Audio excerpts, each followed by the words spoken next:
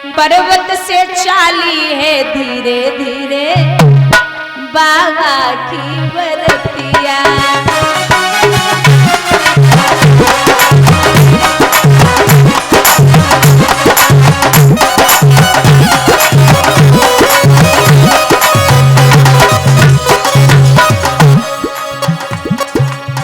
भूत पिशाच संग में जाए रे,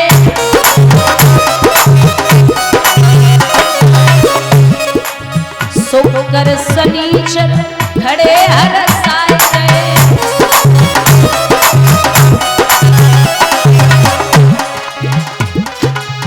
होई रही जय जयकार रे बाबा की बरतिया।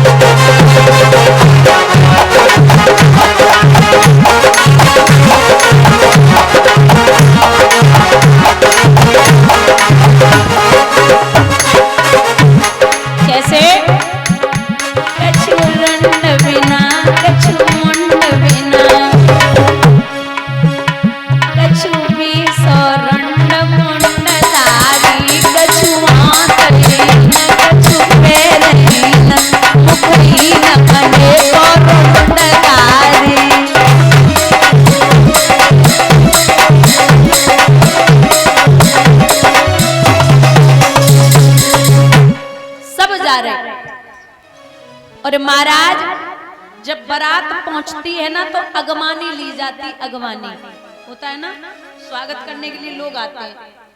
तो सबसे पहले बारात देवतन की पहुंची, सो दादा पहले भगवान विष्णु पहुंच गए और बे बड़े सुंदर। सो भगवान विष्णु के बड़े बूढ़े आए, माला डाली, हाथ जोड़े, आरती उतारी, बोले आप ही हो। भगवान विष्णु बोले कौन? अरे बोले आप ही हो। अरे बोले कौन?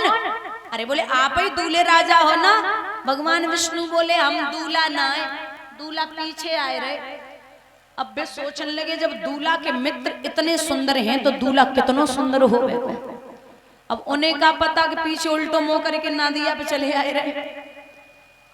जैसे तैसे नाश्ता पानी कराए और राजा हिमांचल को दादा बड़ा घमंड था कि हमने इतना पकवान बनाया है, बारात बड़ी कम आई है, तो क्या करें।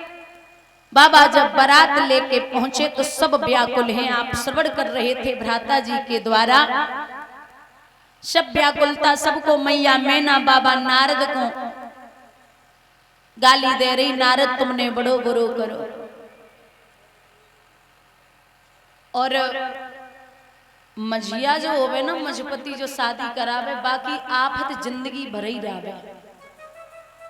जो शादी करावे बाकी बड़ी आफत होवे। अच्छो है जावे तो अच्छी बात है, और बुरो है जावे तो जब मान लो फिर बाकी आफत है। और कछु लोग ऐसे हैं कहेंगे कि भगवान ने 16,108 विवाह करे, अगर हमने 4-6 कर ले तो कोई दिक्कत ना है। तुम सच बोलो, तुम्हारे एक ब्याह के लायक कम से कम 100 झूठ बोले जाते हैं। 50 बीघा जमीन होवेगी तो बोलेंगे तुम्हारी कसम 60 बीघा है, तुम अजवाए ले। एक शादी के लिए 100 झूठ बोले जावे और तब शादी होवे तो सोच लो आप भगवान की बराबरी करने पे तुले हो। क्योंकि मैं हमेशा कहती हूं कि नर कभी नारायण नहीं हो सकता, इंसान कभी भगवान नहीं हो सकता। और सबसे बड़ी बात, कुछ लोग ये भी कहते हैं कि भांग खा लो, जो भी खाई पी जाती हो, गांजा पी लो और शराब पी लो तो ये कोई बड़ी बात नहीं है, तो भोले बाबा ने भी खाई पी है, ऐसा लोग कहते हैं। चलो मान लिया, मैं मानती भी हूं कि तुमने देखा भी है कि उनपे उन्होंने खाई है, बोले महाकाल पे दारू चढ़ती है, ऐसा लोग कहते हैं। तो मैंने माना कि आप जो भी कह रहे सच कह रहे, आप वो करेंगे जो बाबा ने किया है। तो बाबा ने एक चीज और खाई है, पता है क्या है? जहर। वो ट्राई कर लो, शायद असर ना हो। जो बाबा कर सकते हैं वो आप कदापि नहीं कर सकते। आप हमें ये बताइए, भूत और बभूत कभी एक साथ रह सकते हैं? कभी नहीं। बाबा के साथ में है भूत और शरीर पे है बभूत। आग और पानी कभी एक साथ नहीं रह सकते। तीसरे नेत्र में है आग और जटाओं में है गंगा, शरीर पे एक साथ रहते हैं। बैल और शेर कभी एक साथ नहीं रह सकते, बहुत बड़ी दुश्मनी है। मैया की सवारी है शेर और बाबा की सवारी है बैल। सर्प और मोर बहुत बड़ी दुश्मनी है। सर्प अगर मोर को देख ले, मोर सर्प को देख ले तो जान से मार देगा। लेकिन बेटा है कार्तिकेय बाबा का, उनकी सवारी है मोर और बाबा के गले में है सर्प। चूहा और सर्प कितनी बड़ी दुश्मनी हो सकती है, लेकिन गणेश जी की सवारी है चूहा और बाबा के साथ में है सर्प। जो दुश्मनों को एक साथ रख सकता है वो भला क्या नहीं कर सकता।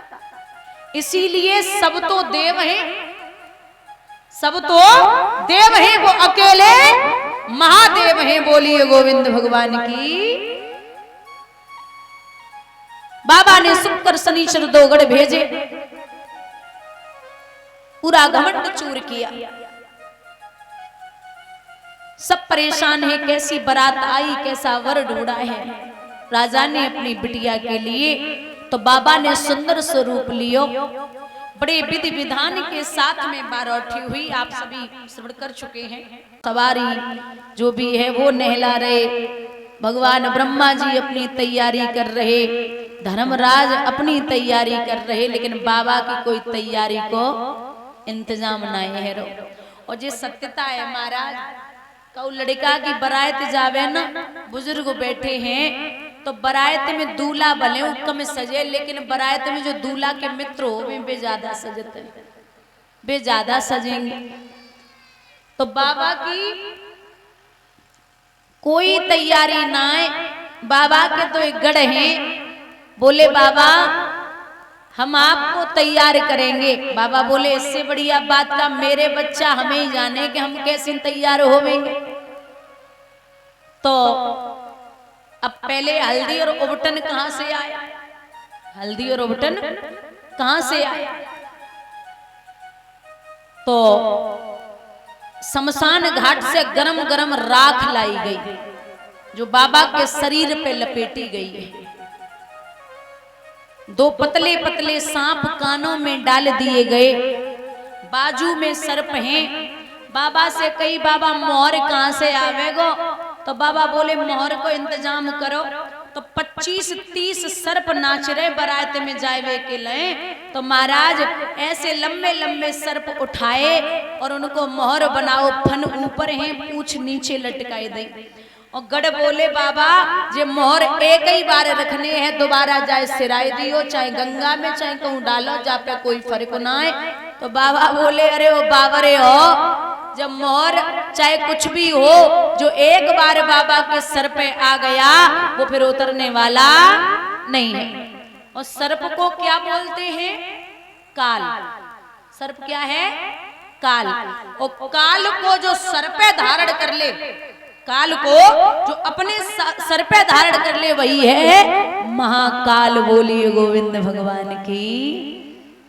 वो है महाकाल। बाबा की कमर पे पहनने के लिए कहा कि क्या लाना है, तो बाबा ने बागांबर लपेट रखा था, उसी को लपेट दिया और एक सर्प कमर से बांध दिया है। बोले अब तैयारी हो गई। एक श्लोक है बाबा का, कर्पूर गौरम करुणावतारम संसार सारम भुजगेंद्रहारम।